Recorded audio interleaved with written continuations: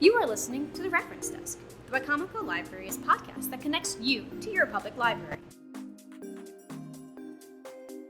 Welcome back to Wicomico County's Reference Desk podcast. The Reference Desk podcast connects you with your local library. This summer, we're going to do a series that will focus on books, beach reads. Books that are available on Hoopla. Hoopla is one of the library's streaming services that are available absolutely free. The bonus for Hoopla over Libby, which is our other streaming service, is Hoopla's selections are available right away. You don't have to wait for them to be returned. The only downside is you only get 8 checkouts a month, so binge wisely. One episode of Paw Patrol is 1 checkout. This month, we're going to be featuring 1 book from the juvenile section and 1 book from the adult section. For our juvenile selection this month, we're choosing the first book in the Rick Riordan's Percy Jackson and the Lightning Thief series. Of course, it's called Percy Jackson, the Lightning Thief. For our adult pick this month, we are going to be doing the second book in the Bridgerton series. If anyone hasn't been living under a rock the past 6 months, you may remember that Netflix launched this really popular show called Bridgerton. It's based on a series of books by Julia Quinn, following a prolific family of Bridgertons in a Regency era time frame. There are 10 books in the series, I believe, which bodes well for the series on Netflix. We already watched the first series, and that was based off of a book called The Duke and I. The second one is called from the Viscount Who Loved Me. So the first one, we've already watched the show, so we're not going to go over that. I'm going to read the first chapter of the second book, so you can get an idea if you'd like to check it out. Just so you know, every single book from the series is available in Hoopla, so you can binge wisely. Let's move on to the juvenile book this month. I'm going to read the first chapter of Rick Riordan's Lightning Thief book, so you can get an idea of whether your child or your child can listen. You can get an idea of whether you'd like to check it out or not. Chapter 1. I accidentally vaporized my pre-algebra teacher. Look, I didn't want to be a half-blood. If you're reading this because you think you might be one, my advice is close this book right now. Believe whatever lie your mom and dad told you about your birth and try to lead a normal life. Being a half-blood is dangerous, it's scary. Most of the time, it gets you killed in painful, nasty ways. If you're a normal kid reading this because you think it's fiction, great. Read on. I envy you for being able to believe that none of this ever happened. But if you recognize yourself in these pages, if you feel something stirring inside, stop reading immediately. You may be one of us, and once you know that, it's only a matter of time before they sense it too, and they'll come after you. Don't say I didn't warn you. My name is Percy Jackson. I'm 12 years old. Until a few months ago, I was a boarding student at Yancey Academy, a private school for troubled kids in upstate New York. Am I a troubled kid? Yeah, you could say that.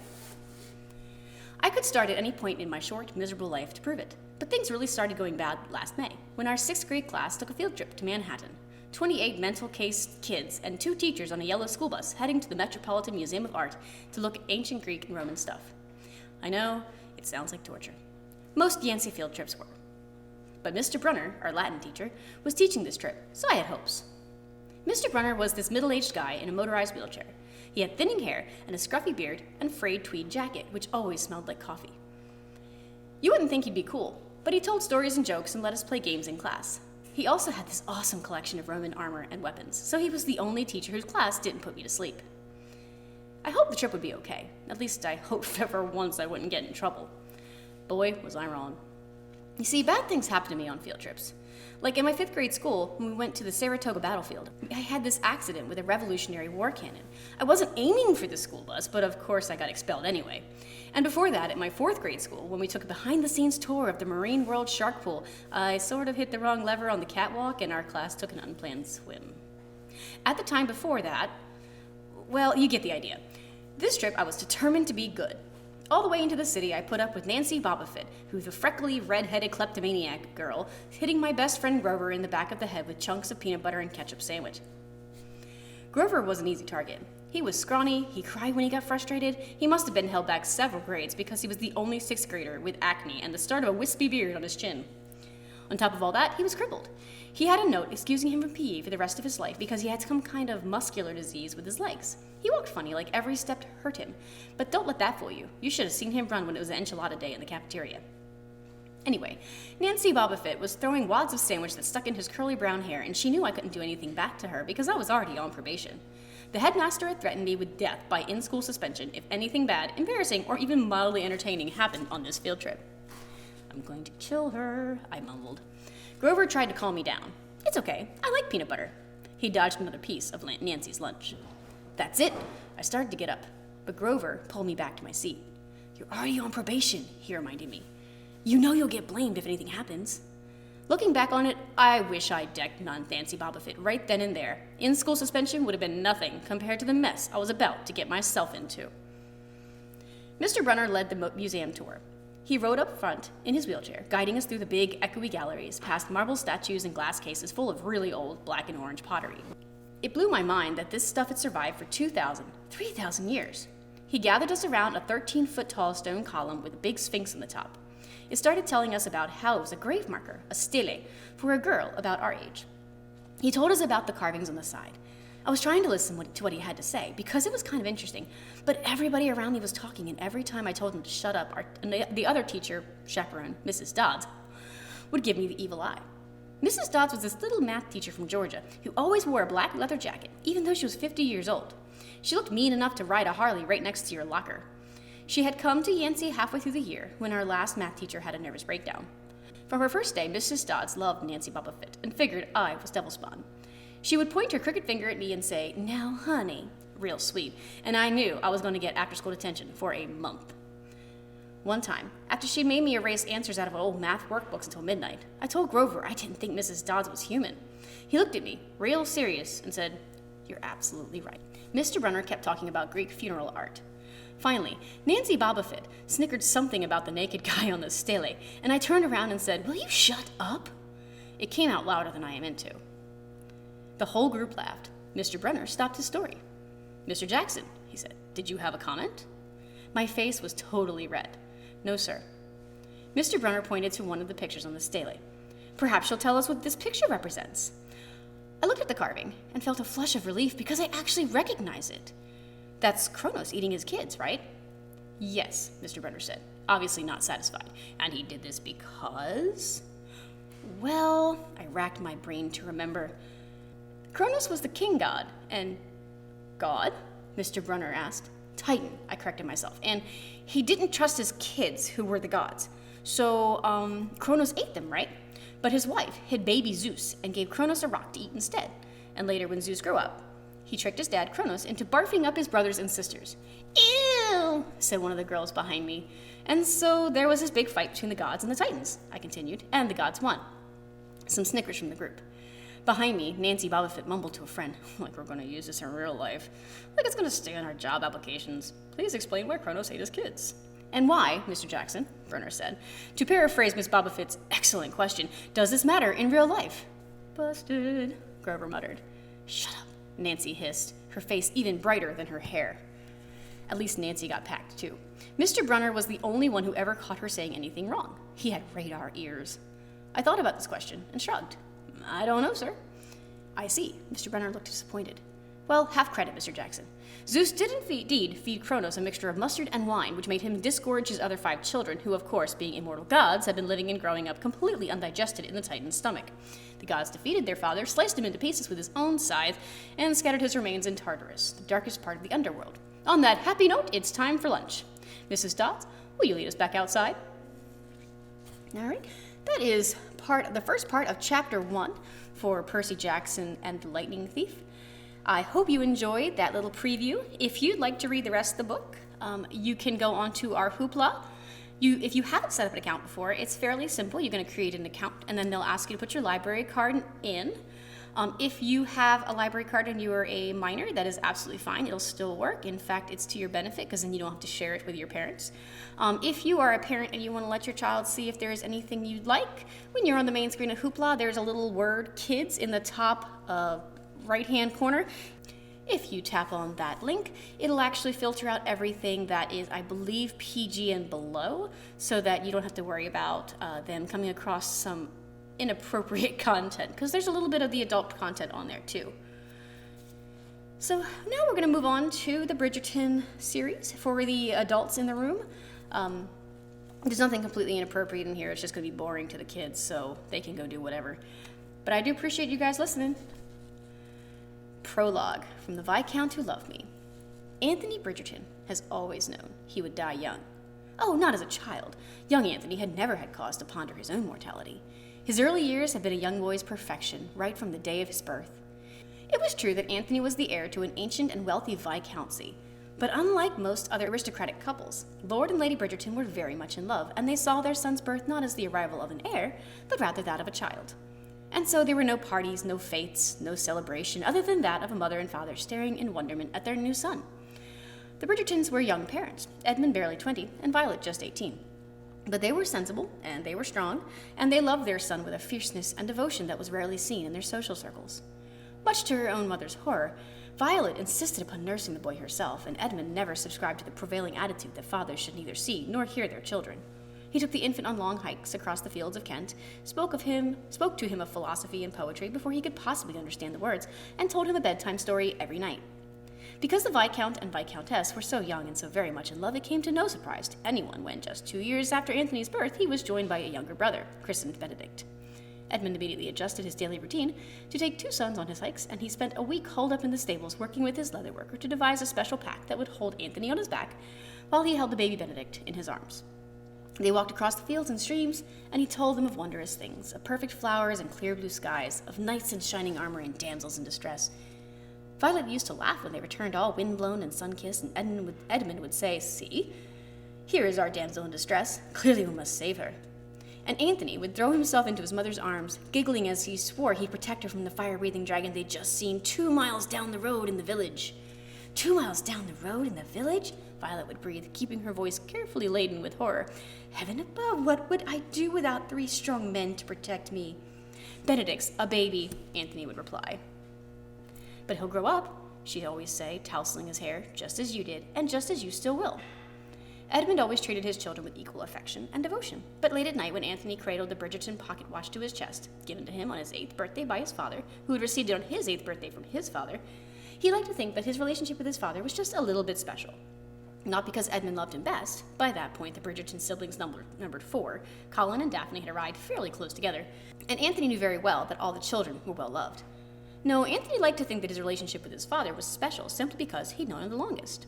After all, no matter how long Benedict has known his father, Anthony would always have 2 years on him, and 6 on Colin. And as for Daphne, well, besides the fact that she was a girl, the horror, she'd known father a full 8 years less than he had, and he liked to remind himself always would.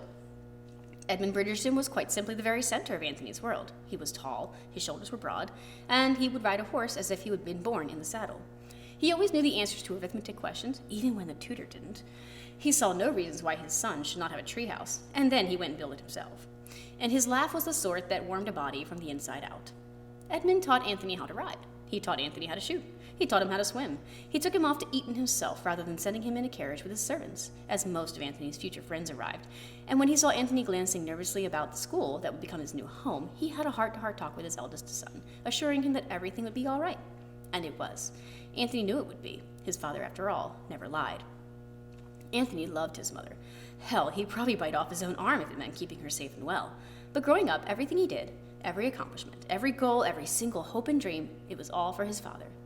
And then one day, everything changed. It was funny, he reflected later, how one's life could alter in an instant, how one minute everything could be a certain way, and the next it's simply not. It happened when Anthony was 18, home for the summer and preparing for his first year at Oxford. He was to belong to All Souls College, as his father had before him, and his life was as bright and dazzling as any 18-year-old had a right to enjoy. He had discovered women, and perhaps more splendidly, they had discovered him. His parents were still happily reproducing, having added Eloise, Francesca, and Gregory to the family, and Anthony did his best not to roll his eyes when he passed his mother in the hall, pregnant with her 8th child. It was all a bit unseemly in Anthony's opinion, having children at their age, but he kept his opinions to himself. Who was he to doubt Edmund's wisdom? Maybe he too would want more children at the advanced age of 38. When Anthony found out, it was late afternoon, He was returning from a long and bruising ride with Benedict and had just pushed through the front door of Aubrey Hall, the ancestral home of the Bridgertons, when he saw his 10-year-old sister sitting on the floor. Benedict was still in the stables, having lost some silly bet with Anthony, the terms of which required him to rub down both horses. Anthony stopped short when he saw Daphne. It was odd enough that his sister was sitting in the middle of the floor in the main hall. It was even more odd that she was crying. Daphne never cried. "Dav," he said hesitantly, too young to know what to do with a crying female, and wondering if he'd ever learn. "What?" But before he could finish his question, Daphne lifted her head, and the shattering heartbreak in her large brown eyes cut through him like a knife. He stumbled back a step, knowing something was wrong. Terribly wrong. "He's dead," Daphne whispered. "Papa is dead." For a moment, Anthony was sure he'd misheard. His father couldn't be dead. Other people died young, like Uncle Hugo, but Uncle Hugo had been small and frail. Well, at least smaller and frailer than Edmund. "You're wrong," he told Daphne. "You must be wrong." She shook her head. "Eloise told me it was... Anthony knew he shouldn't shake his sister while she sobbed, but he couldn't help himself. "It was what, Daphne?" "A bee," she whispered. "He was stung by a bee." For a moment, Anthony could do nothing but stare at her. Finally, his voice hoarse and barely recognizable, he said, "A man doesn't die from a bee sting, Daphne." She said nothing. She just sat on the floor, her throat working convulsively as she tried to control her tears. "He's been stung before," Anthony added, his voice rising in volume. "I was with him. We were both stung. He came across a nest. I was stung on the shoulder." Unbidden, his hand rose to touch the spot where he'd been stung so many years before. In a whisper, he added, "He on his arm." Daphne just stared at him with an eerily blank expression. "He was fine," Anthony insisted. He could hear the panic in his voice and knew he was frightening his sister, but he was powerless to control it. "A man can't die from a bee sting." Daphne shook her head, her eyes dark, suddenly looking about 100 years old. "It was a bee," she said in a hollow voice. "Eloise saw it. One minute he was just standing there, and the next he was...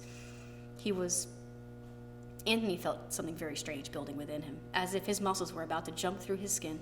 "The next he was what, Daphne?" "Gone." She looked bewildered by the word, as bewildered as he felt. Anthony left Daphne sitting in the hall and took the stairs 3 at a time up to his parents' bedchamber. Surely his father wasn't dead. A man couldn't die from a bee sting. It's impossible. Utterly mad. Edmund Bridgerton was young. He was strong. He was tall. His shoulders were broad. His muscles were powerful. And by God, no insignificant honeybee could have felled him. But when Anthony reached the upstairs hall, he could tell by the utter and complete silence of the dozen or so hovering servants that the situation was grim. And their pitying faces. For the rest of his life, he'd be haunted by those pitying faces. He thought he'd have to push his way into his parents' room, but the servants parted, as if they were drops in the Red Sea, and when Anthony pushed open the door, he knew. His mother was sitting on the edge of the bed, not weeping, not even making a sound, just holding his father's hand as she rocked slowly back and forth. His father was still as... Anthony didn't want to think the word. "Mama?" he choked out. He hadn't called her that for years. She'd been mother since he left Eton. She turned, slowly, as if hearing his voice through a long, long tunnel. "What happened?" he whispered. She shook her head, her eyes hopelessly far away. "I don't know," she said. Her lips remained parted by about an inch or so, as if she meant to say something, but then forgotten to do it. Anthony took a step forward, his movements awkward and jerky.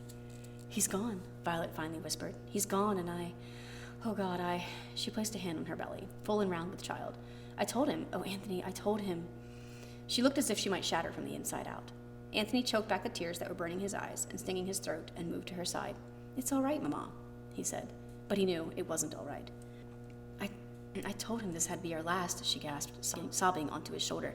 "I told him I couldn't carry another and that we'd have to be careful, and, oh God, Anthony, what'd I do to have him here and give him another child? I don't understand. I just don't understand." Anthony held her while she cried. He said nothing. It seemed useless to try to make any words fit the devastation in his heart. He didn't understand either. The doctors came later that evening and pronounced themselves baffled. They'd heard of such things before, but never in one quite so young and strong. He was so vital, so powerful, and nobody could have known. It was true that the Viscount's younger brother Hugo had died quite suddenly the year before, but such things did not necessarily run in families. And besides, even though Hugo had died by himself out of doors, no one had noticed a bee sting on his skin.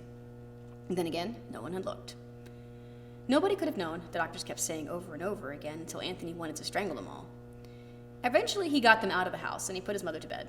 They had to move her to a spare bedroom. She grew agitated at the thought of sleeping in the bed she'd shared for so many years with Edmund. Anthony managed to send his 6 siblings to bed as well, telling them that they'd all talk in the morning. That evening would be well, and he would take care of them as their father would have wanted. Then he walked into the bedroom where his father's body still lay and looked at him. He looked at him and looked at him, staring at him for hours, barely blinking. And when he left the room, he left with a new vision of his own life, the new knowledge about his own mortality. Edmund Bridgerton had died at the age of 38, and Anthony simply couldn't imagine ever surpassing his father in any way, even in years. So that was the prologue, and if you'd like to continue reading that story, it is the Viscount Who Loved Me, and it's available on Hoopla as well. Again, you might want to take it off of the kids, because you will not find it in the kids section. We're hoping to every month in the summertime, June, July, and August, release a podcast very much like this, where we will find one children's book and one adult's book, and possibly a YA or young adult teen book, to read just a little preview of for you, so you can get an idea of how it is written, how it sounds, what the story's like. You're welcome to read the synopsis or the overview that they have available on Hoopla as well, if you want to get a better idea for the story. And it's a great thing if you want to take it to the beach. You can bring it on your phone or a tablet. Unfortunately, it does not sync to Kindle. It'd be really great to take to the pool and get some sunshine, get outside, and also still be able to get some good books in too. Like I said, the Bridgerton series is 10 books long, and you're welcome to check every single one out on Hoopla. They're not long reads either. They're fairly quick and slightly formulaic, as most romance novels are. Next month, we will try to find something that's not a romance novel, so we can appeal to a wider audience. We do appreciate you tuning in and listening this month, and I hope you look forward to next month. So this is Vicky signing off, and I appreciate you being here. Bye, guys. Future episodes may feature a variety of topics, ranging from storytelling, arts and crafts, reader's advisory, reference questions, discussion, and more. We also encourage feedback through our Facebook page or in the comments section on the podcast. Visit us online at www.wicomicolibraries.org. Search for Wicomico Libraries on your favorite podcasting site. You can call us at 410-546-5397, or you can email us at center@wicomico.org. That is CENTRE @wicomico.org.